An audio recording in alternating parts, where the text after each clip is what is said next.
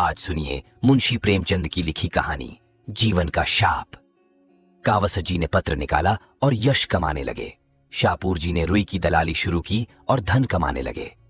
कमाई दोनों ही कर रहे थे, पर शाहपुर जी प्रसन्न थे, कावसजी विरक्त। शाहपुर जी को धन के साथ सम्मान और यश आप ही आप मिलता था। कावसजी को यश के साथ धन दूरबीन से देखने पर भी दिखाई न देता था। इसलिए शाहपुर जी के जीवन में शांति थी, सहृदयता थी, आशीर्वाद था, क्रीड़ा थी। कावसजी के जीवन में अशांति थी, कटुता थी, निराशा थी, उदासीनता थी। धन को तुच्छ समझने की वह बहुत चेष्टा करते थे, लेकिन प्रत्यक्ष को कैसे झुठला देते। शाहपुर जी के घर में विराजने वाले सौजन्य और शांति के सामने उन्हें अपने घर के कलह और फूहड़पन से घृणा होती थी।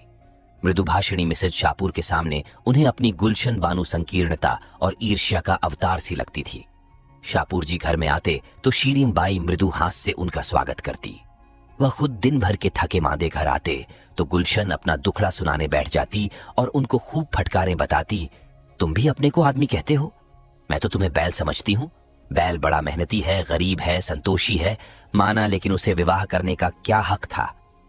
कावसजी से 1,00,000 बार यह प्रश्न किया जा चुका था कि जब तुम्हें समाचार पत्र निकालकर अपना जीवन बर्बाद करना था तो तुमने विवाह क्यों किया?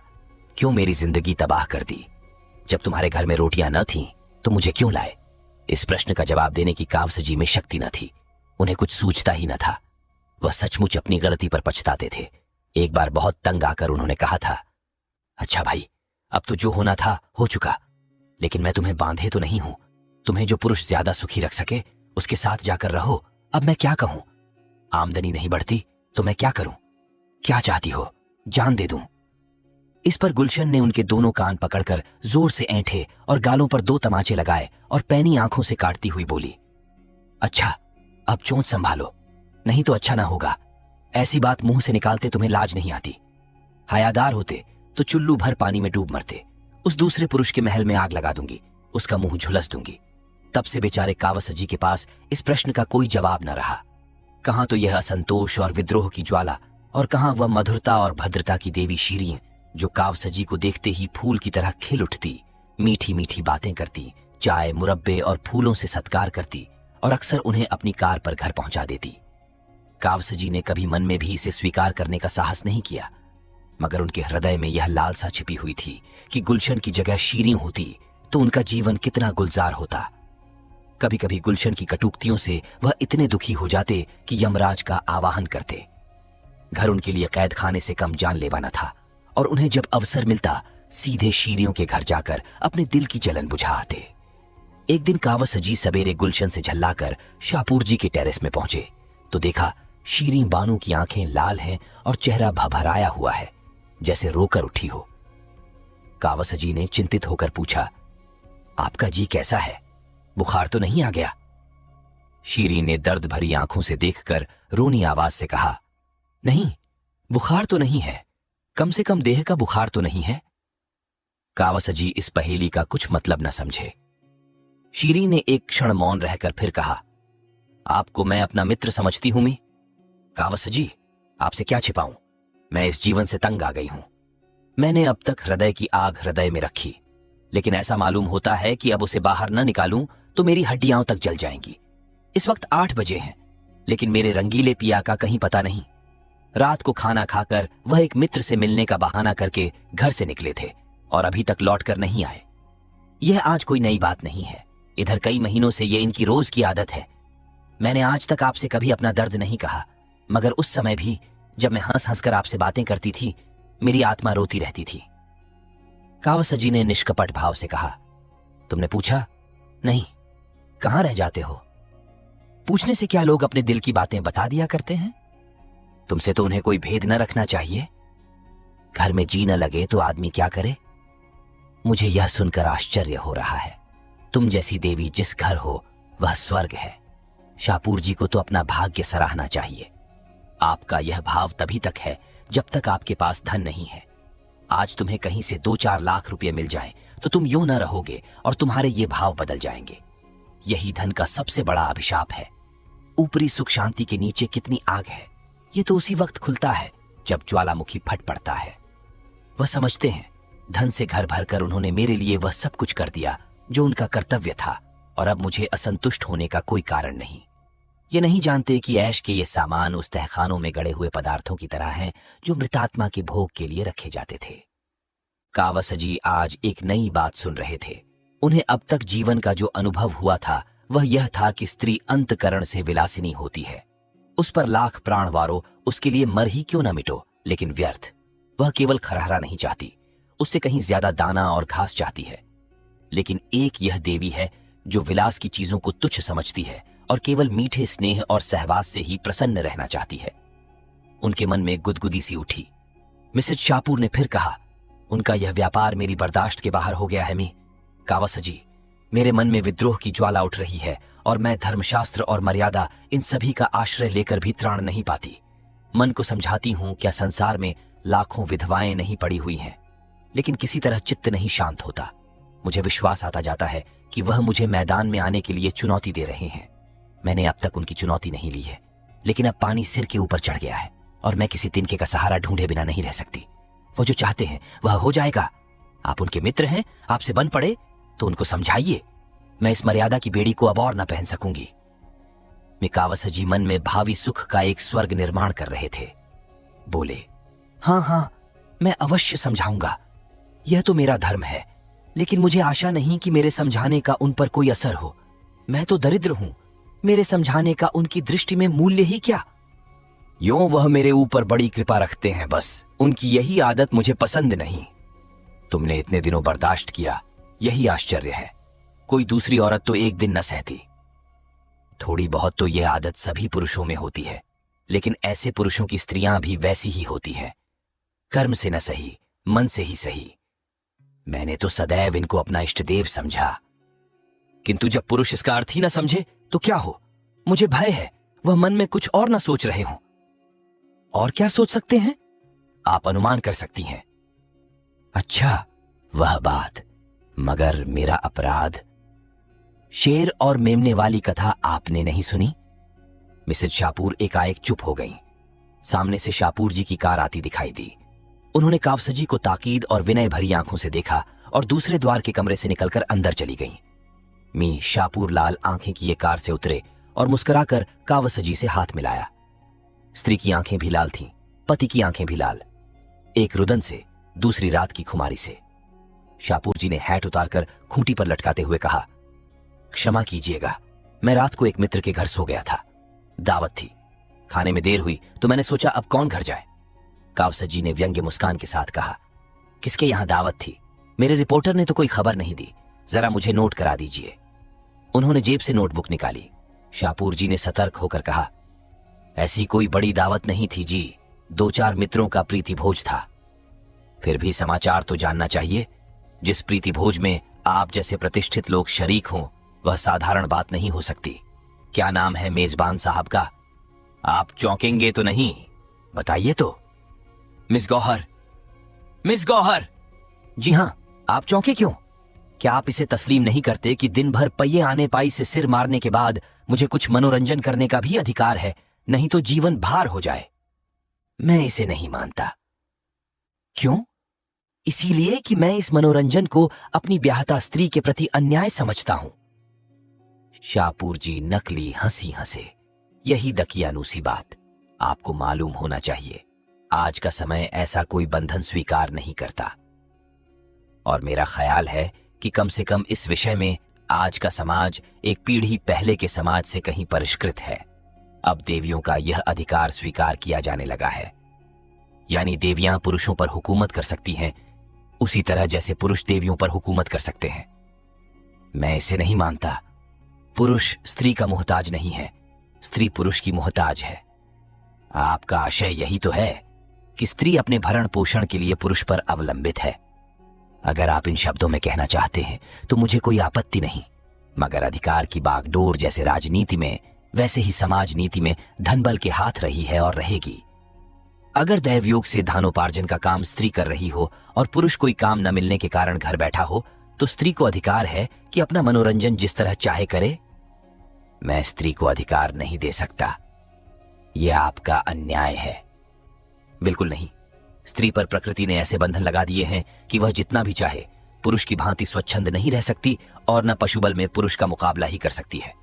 हाँ, गृहिणी का पद त्याग कर या अप्राकृतिक जीवन का आश्रय लेकर वह सब कुछ कर सकती है।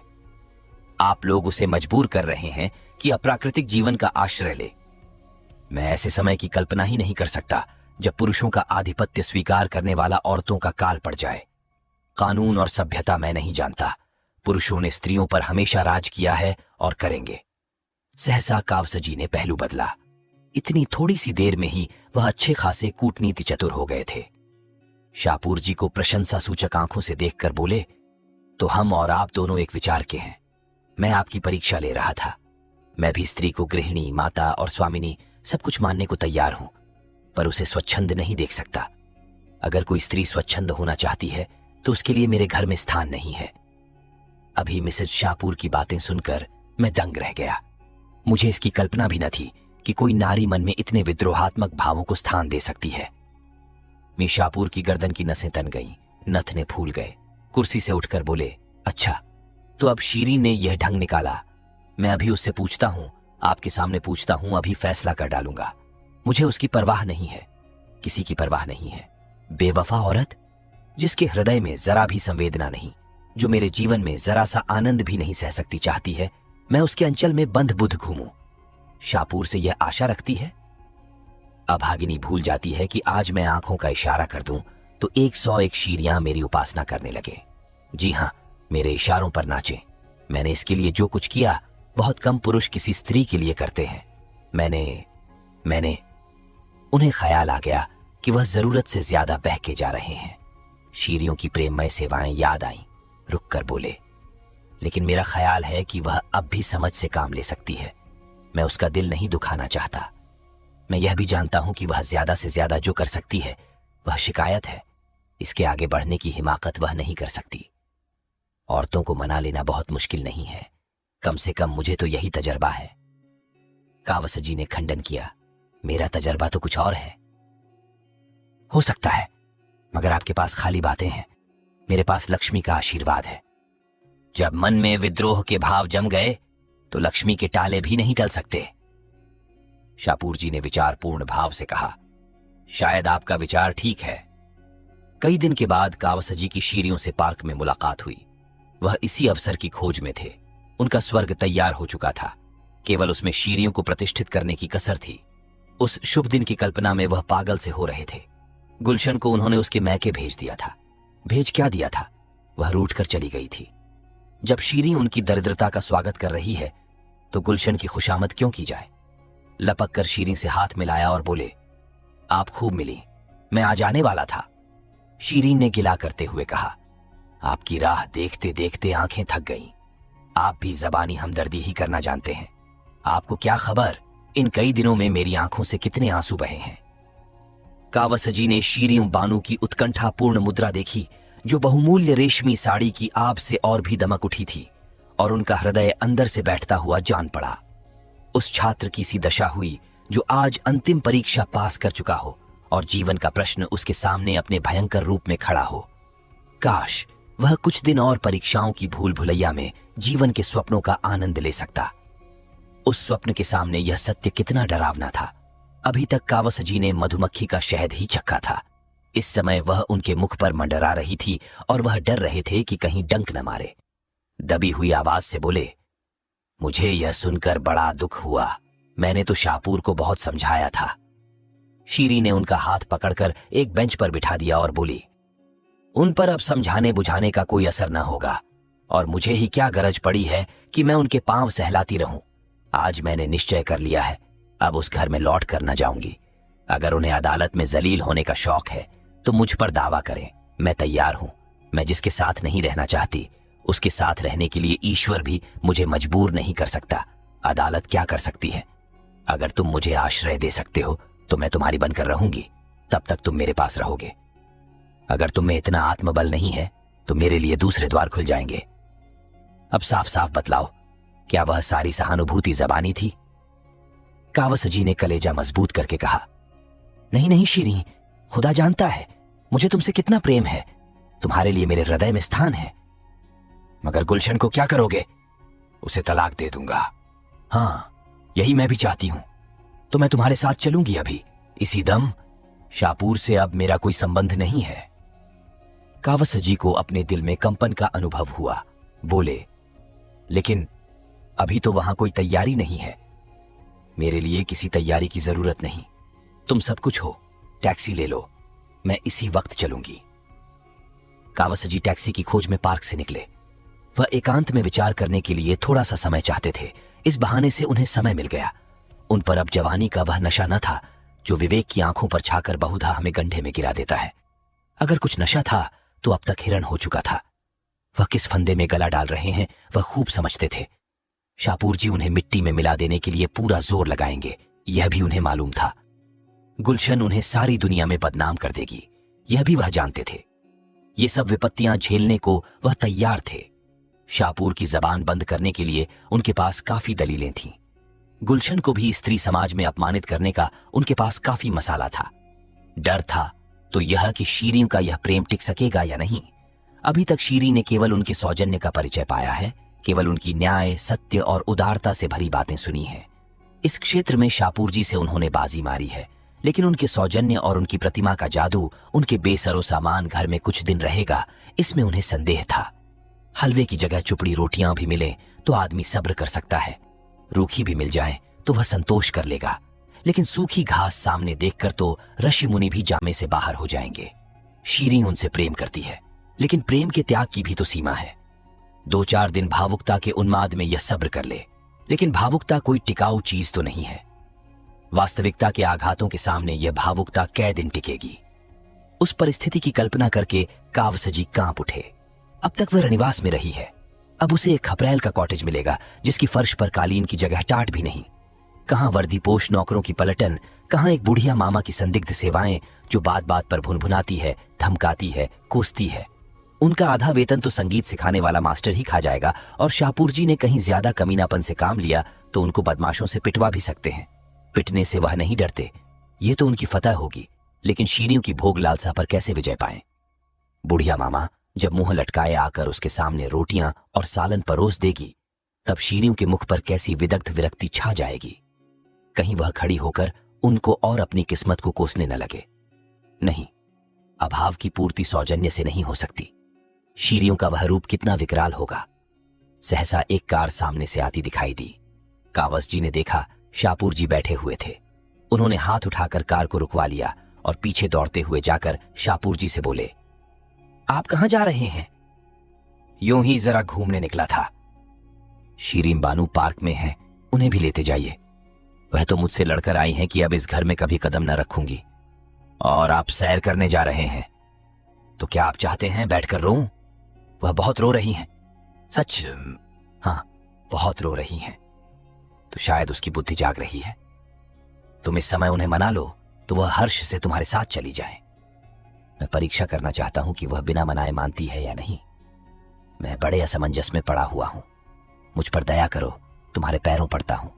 जीवन में जो थोड़ा सा आनंद है उसे मनावन के नाटे में नहीं छोड़ना चाहता। कार चल पड़ी और कावसजी कर्तव्य भ्रष्ट से वहीं खड़े रह गए। देर हो रही थी। सोचा कहीं शीरीं ये न समझ ले कि मैंने भी उसके साथ दगा की, लेकिन जाऊं भी तो क्यों कर। अपने संपादकीय कुटीर में उस देवी को प्रतिष्ठित करने की कल्पना ही उन्हें हास्यास्पद लगी। वहां के लिए तो गुलशन ही उपयुक्त है। कुड़ती है, कठोर बातें कहती है, रोती है, लेकिन वक्त से भोजन तो देती है। फटे हुए कपड़ों को रफ्फू तो कर देती है। कोई मेहमान आ जाता है तो कितने प्रसन्न मुख से उसका आदर सत्कार करती है, मानो उसके मन में आनंद ही आनंद है। कोई छोटी सी चीज भी दे दी तो कितना फूल उठती है। थोड़ी सी तारीफ करके चाहे उससे गुलामी करवा लो। अब उन्हें अपनी जरा जरा सी बात पर झुंझला पड़ना, उसकी सीधी सी बातों का टेढ़ा जवाब देना विकल करने लगा। उस दिन उसने यही तो कहा था कि उसकी छोटी बहन की सालगिरह पर कोई उपहार भेजना चाहिए। इसमें बरस पड़ने की कौन सी बात थी? माना वह अपना संपादकीय नोट लिख रहे थे, लेकिन उनके लिए संपादकीय नोट जितना महत्व रखता है, क्या गुलशन के लिए उपहार भेजना उतना ही या उससे ज्यादा महत्व नहीं रखता? बेशक उनके पास उस समय रुपये न थे, तो क्या वह मीठे शब्दों में यह नहीं कह सकते थे कि डार्लिंग, मुझे खेद है, अभी हाथ खाली है, 2-4 रोज में मैं कोई प्रबंध कर दूंगा। ये जवाब सुनकर वह चुप हो जाती, और अगर कुछ भुनभुना ही लेती तो उनका क्या बिगड़ जाता था। अपनी टिप्पणियों में वह कितनी शिष्टता का व्यवहार करते हैं। कलम जरा भी गर्म पड़ जाए तो गर्दन नापी जाए। गुलशन पर वह क्यों बिगड़ जाते हैं? इसीलिए कि वह उनके अधीन है और उन्हें रूठ जाने के सिवा कोई दंड नहीं दे सकती। कितनी नीच कायरता है कि हम सबलों के सामने दुम हिलाएं और जो हमारे लिए अपने जीवन का बलिदान कर रही है उसे काटने दौड़ें। सहसा एक तांगा आता हुआ दिखाई दिया और सामने आते ही उस पर से एक स्त्री उतरकर उनकी ओर चली। अरे, ये तो गुलशन है। उन्होंने आतुरता से आगे बढ़कर उसे गले लगा लिया और बोले, तुम इस वक्त यहां कैसे आई? मैं अभी अभी तुम्हारा ही ख्याल कर रहा था। गुलशन ने गदगद कंठ से कहा, तुम्हारे ही पास जा रही थी। शाम को बरामदे में बैठी तुम्हारा लेख पढ़ रही थी। न जाने कब झपकी आ गई और मैंने एक बुरा सपना देखा। मारे डर के मेरी नींद खुल गई और तुमसे मिलने चल पड़ी। इस वक्त यहां कैसे खड़े हो? कोई दुर्घटना तो नहीं हो गई? रास्ते भर मेरा कलेजा धड़क रहा था। कावस जी ने आश्वासन देते हुए कहा, मैं तो बहुत अच्छी तरह हूं। तुमने क्या स्वप्न देखा? मैंने देखा जैसे तुमने एक रमणी को कुछ कहा है और वह तुम्हें बांध कर घसीटे लिए जा रही है। कितना बेहुदा स्वप्न है और तुम्हें इस पर विश्वास भी आ गया। मैं तुमसे कितनी बार कह चुका कि स्वप्न केवल चिंतित मन की क्रीड़ा है। तुम मुझसे छिपा रहे हो। कोई ना कोई बात हुई है जरूर। तुम्हारा चेहरा बोल रहा है। अच्छा, तुम इस वक्त यहां क्यों खड़े हो? यह तो तुम्हारे पढ़ने का समय है। यूं ही जरा घूमने चला आया था। झूठ बोलते हो। खा जाओ मेरे सिर की कसम। अब तुम्हें एतबार ही ना आए तो क्या करूं? कसम क्यों नहीं खाते? कसम को मैं झूठ का अनुमोदन समझता हूं। गुलशन ने फिर उनके मुख पर तीव्र दृष्टि डाली। फिर एक क्षण के बाद बोली, अच्छी बात है, चलो घर चलें। कावसजी ने मुस्कुराकर कहा, तुम फिर मुझसे लड़ाई करोगी? सरकार से लड़कर भी तुम सरकार की अमलदारी में रहते हो कि नहीं? मैं भी तुमसे लड़ूंगी, मगर तुम्हारे साथ रहूंगी। हम इसे कब मानते हैं कि यह सरकार की अमलदारी है? यह तो मुंह से कहते हो। तुम्हारा रुआं रुआं इसे स्वीकार करता है। नहीं तो तुम इस वक्त जेल में होते। अच्छा, चलो मैं थोड़ी देर में आता हूं। मैं अकेली नहीं जाने की। आखिर सुनो, तुम यहां क्या कर रहे हो? कावसजी ने बहुत कोशिश की कि गुलशन वहां से किसी तरह चली जाए, लेकिन वह जितना ही इस पर जोर देते थे उतना ही गुलशन का आग्रह भी बढ़ता जाता था। आखिर मजबूर होकर कावसजी को शीरी और शाहपुर के झगड़े का वृत्तांत कहना ही पड़ा। यद्यपि इस नाटक में उनका अपना जो भाग था उसे उन्होंने बड़ी होशियारी से छिपा देने की चेष्टा की। गुलशन ने विचार करके कहा, तो तुम्हें भी यह सनक सवार हुई? कावसजी ने तुरंत प्रतिवाद किया, कैसी सनक? मैंने क्या किया? अब यह तो इंसानियत नहीं है कि एक मित्र की स्त्री मेरी सहायता मांगे और मैं बगलें झोंकने लगूं। झूठ बोलने के लिए बड़ी अक्ल की जरूरत होती है प्यारे, और वह तुम में नहीं है, समझे? चुपके से जाकर शीरीं बानू को सलाम करो और कहो कि आराम से अपने घर में बैठें। सुख कभी संपूर्ण नहीं मिलता। विधि इतना गौर पक्षपात नहीं कर सकता। गुलाब में कांटे होते ही हैं। अगर सुख भोगना है तो उसे उसके दोषों के साथ भोगना पड़ेगा। अभी विज्ञान ने कोई ऐसा उपाय नहीं निकाला कि हम सुख के कांटों को अलग कर सकें। मुफ्त का माल उड़ाने वाले को अय्याशी के सिवा और सूझेगी क्या? अगर धन सारी दुनिया का विलास न मोल लेना चाहे तो वह धन ही कैसा? शीरियों के लिए भी क्या वे द्वार नहीं खुले हैं? शाहपुर जी के लिए खुले हैं। उसे कहो शाहपुर के घर में रहे, उनके धन को भोगे और भूल जाए कि वह शाहपुर की स्त्री है, उसी तरह जैसे शाहपुर भूल गया है कि वह शीरियों का पति है। जलना और कुढ़ना छोड़कर विलास का आनंद लूटे। उसका धन एक से एक रूपवान विद्वान नव युवकों को खींच लाएगा। तुमने ही एक बार मुझसे कहा था कि एक जमाने में फ्रांस में धनवान विलासिनी महिलाओं का समाज पर आधिपत्य था। उनके पति सब कुछ देखते थे और मुंह खोलने का साहस न करते थे। और मुंह क्या खोलते, वे खुद इसी धुन में मस्त थे। यही धन का प्रसाद है। तुमसे न बने तो चलो मैं शीरीं को समझा दूं। अय्याश मर्द की स्त्री अगर अय्याश न हो तो यह उसकी कायरता है, लतखोरपन है। कावसजी ने चकित होकर कहा, लेकिन तुम भी तो धन की उपासक हो। गुलशन ने शर्मिंदा होकर कहा, यही तो जीवन का शाप है। हम उसी चीज पर लपकते हैं जिसमें हमारा अमंगल है, सत्यानाश है। मैं बहुत दिन पापा के इलाके में रही हूं। चारों तरफ किसान और मजदूर रहते थे। बेचारे दिन भर पसीना बहाते थे, शाम को घर जाते। अय्याशी और बदमाशी का कहीं नाम न था। और यहां शहर में दिखाती हूं कि सभी बड़े घरों में यही रोना है। सबके सब हथकंडों से पैसे कमाते हैं और अस्वाभाविक जीवन बिताते हैं। आज तुम्हें कहीं से धन मिल जाए तो तुम भी शाहपुर बन जाओगे। आप सुन रहे थे मुंशी प्रेमचंद की लिखी कहानी